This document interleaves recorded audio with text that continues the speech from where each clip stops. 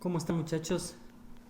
Vamos a continuar con nuestras clases. Hoy día nos corresponde ver la 11ª clase, la cual corresponde a la ley de Amagat, o también llamada ley de los volúmenes parciales.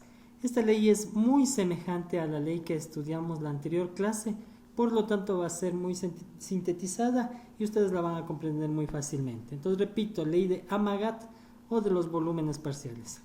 ¿Qué me dice esta ley? El volumen total de una mezcla de dos o más gases que no se combinan químicamente es igual a la suma de sus volúmenes parciales. Me imagino que les debe traer mucho a colación lo que ya trabajamos con la anterior ley. La anterior ley me decía que la presión total era igual a la presión 1 más la presión 2, más la presión 3, y así sucesivamente, más la cantidad de presiones que haya, la cantidad de presiones que existan. Esta ley es igualita, sino que en esta ocasión no trabajamos en la presión, sino sería el volumen total, ¿sí? El volumen total es igual al volumen 1 más el volumen 2 más el volumen 3 y la cantidad n que haya de volúmenes. En este caso, esa será la cantidad de veces que sumamos. Entonces miren, repito, es una ley muy parecida a la anterior. Como les dije, en la anterior trabajamos las presiones, ahora lo que vamos a trabajar son los volúmenes.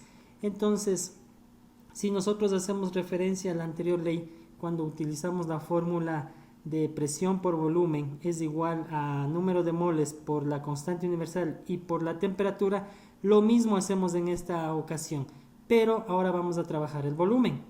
Entonces, hacer un ejercicio de muestra para que ustedes puedan y tengan clara esta situación. El ejercicio me dice, una mezcla gaseosa presenta los siguientes valores molares. En un ejercicio anterior estaba esto, los valores molares. Cuando ya me determina esta palabra, molares, estamos hablando de moles. Entonces, si aquí me pone 0,36 es mol. Si acá me pone 0,25 es mol. Acá abajo me pone 0,39, sigue siendo mol. Otra situación que me preguntaban. Aquí me aparece el bromo, aquí me aparece el cloro y aquí el flúor. Si no está el número 2, significa que son sólidos, que son en otro estado. Pero acuérdense, muchachos, que estamos trabajando la ley de los gases. Por lo tanto, todos aquellos que intervengan tienen que ser gases. Por eso hasta el ejercicio me dice una mezcla gaseosa. Quiere decir que los tres elementos que están aquí son gases. No haría falta que nos hayan puesto aquí el número 2 para determinarnos eso. Entonces, continuamos con el problema. Con lo que nos presenta tendremos que sacar lo primerito, como siempre, datos. ¿Cuáles son los datos? Una mezcla gaseosa presenta los siguientes valores molares. Entonces, eso es n, ¿no es cierto? Número de moles es n. Voy a poner de una vez. N del primer compuesto que está aquí es el bromo. Le voy a poner 2 para que sepamos que es bromo gas. Y esto es 0,36 mol, ¿sí? Porque me dice los valores molares. Siguiente, N del cloro gas es igual a 0,39 mol. Siguiente, N del flúor gas es igual, el flúor gas es el 0,39. El cloro gas, según el problema, es 0,25. ¿Sí? Los tres elementos son mol. A ver, aquí hago la aclaración. Bromo, 0,36 mol. Lo que está acá arriba, miren, 0,36 mol de bromo. 0,25 de cloro. 0,25 de cloro. Y finalmente 0,39 de flúor. 0,39 de flúor. Con esa aclaración continuamos. Aquí ya no hay que hacer absolutamente nada de transformaciones de gramo a mol. Simplemente lo que tendría que hacer es sumar estos tres elementos, ¿no es cierto? sumar estos 3 moles que tengo aquí presentes para poder continuar con el ejercicio. Entonces, si usted suma 0,36 más 0,25 más 0,39, eso le va a dar el valor de 1 mol. Tengo la primera parte. De aquí ya no tengo ningún otro tipo de datos, lo cual quiere decir que usted tiene que utilizar datos de un gas en condiciones normales. Para esto, no se olvide que usted tiene que utilizar la fórmula específica que me va a ayudar a resolver estos problemas. Esa fórmula era la que nosotros trabajamos siempre y les dije que es la que me va a ayudar, sí, que es la ecuación de Stark. Esa fórmula dice así: presión por volumen es igual al número de moles por la constante universal y por la temperatura. Entonces, como tenemos ya clara la fórmula, de aquí lo que tendría anteriormente, en la anterior ley yo despejaba presión. Ahora, ¿qué tengo que despejar? Será volumen. Entonces, volumen es igual a N por R y por T. Todo esto tiene que estar dividido para P. Así me queda la fórmula despejada para trabajar esta ley. Una vez que está despejada, simplemente vamos a reemplazar los datos. N, como ya saqué la suma total, aquí será 1 mol. Esto multiplicado por R, acuérdese la constante universal de los gases, 0,082 atmósferas por litros. Y esto viene dividido para mol por Kelvin. Sigo en la fórmula temperatura.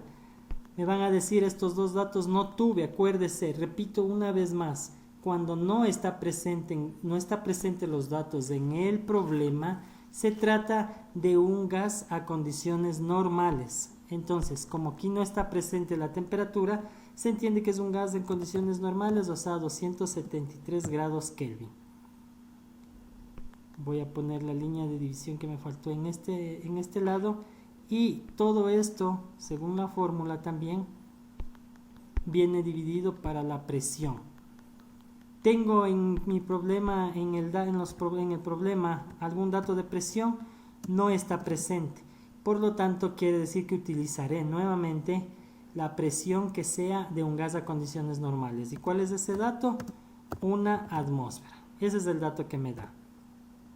Prácticamente están todos los datos que se necesitan. Usted aquí tiene que eliminar mol con el mol que está acá abajo.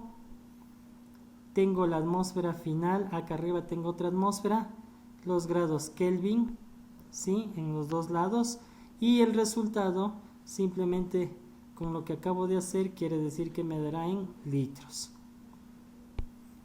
Utilizamos la parte del cálculo, que será volumen es igual 1 por 0,82 1 por 0,82 por 273 y dividido para 1. Eso me da como resultado 22.386 litros. Con esto he sacado entonces el volumen total que me preguntaba en el problema me sacaba ese tipo de duda, ¿no es cierto? Entonces pondría acá abajo. Volumen total es igual a 22,386 litros. Hasta ahí usted se da cuenta que sigue siendo el mismo proceso del que tuvimos anteriormente. El problema ahora me pide los volúmenes parciales, o sea, el volumen del bromo, me pide el volumen del cloro y me pide también el volumen del flúor, o sea, de sus gases parciales, ¿sí? ¿Qué procede? Entonces, anteriormente usted hacía la relación la presión total, ¿sí? Con la cantidad de moles. Ahora es lo mismo, a diferencia que trabajamos del volumen total con los moles. Por regla de 3, como hemos venido trabajando, podríamos resolver esto quedándome de la siguiente manera. ¿Cómo sería? Le hago de una vez todo. Si cuando tengo 22,386 litros, esto es como un volumen total, se trabajó un mol. ¿De dónde tomo esto un mol? De la suma de los gases que están presentes, ¿sí? Me dio un mol. ¿Qué sucederá si en lugar de tener el 1 mol que está en este caso, voy reemplazando cada uno de ellos, ¿sí? Entonces será 0,36 mol de bromo, es el primer gas, ¿verdad? Si cuando necesite 0,36 mol de bromo, ¿cuántos litros me da? Vamos con el otro gas. Si cuando tenga, bajo el otro dato del cloro, 0,25 mol de cloro, ¿cuántos litros obtendré? Y finalmente el tercer gas, que es 0,39 mol de flúor. Asimismo, ¿cuántos litros tendré? Entonces, tengo aquí la regla de 3 de cada uno de los gases. Empezamos con el cloro, con el bromo, en donde sería 0,36 por 22,386 dividido para 1. En el siguiente 0,25 por 22 dividido para 1 y el último 0,39 por 22 dividido para 1. De esa manera entonces hago el primero, aquí me dará un resultado de 8,05 litros, ¿sí? ¿De quién hablo? Del bromo. Entonces ya tengo el primer volumen parcial. Le paso acá de una vez al dato del bromo, 0,85 litros. Vamos con el siguiente, con el cloro. El mismo proceso, dándome como resultado 5,59 litros. Asimismo, de una vez lo pasamos al lado de los datos donde tengo mis respuestas. Y finalmente, el del flúor, dándome como resultado 8,73 litros. De la misma situación le pasamos al lado de los datos. Entonces, si usted hace la suma de 8,05 más 5,59 y más 8,73, le dará como resultado los 22,386. Claro que ahí está con 3 decimales, aquí está con 2, pero el número entero no cambiará. Y con eso tenemos el resultado del problema. Como ven, es similar al tercero, al primer problema, a la primera ley. Como están muy similares, ya trabajamos algunos ejercicios en la clase pasada. Ahora les voy a dejar únicamente 3 ejercicios, ¿sí? Para este día viernes, 3 ejercicios. Menos uno que acabo de resolver, quiere decir que les queda solamente 2 ejercicios, muchachos. Más 9 que hicimos el día lunes. Estamos hablando de un total de 11 ejercicios que usted debe hacerlos.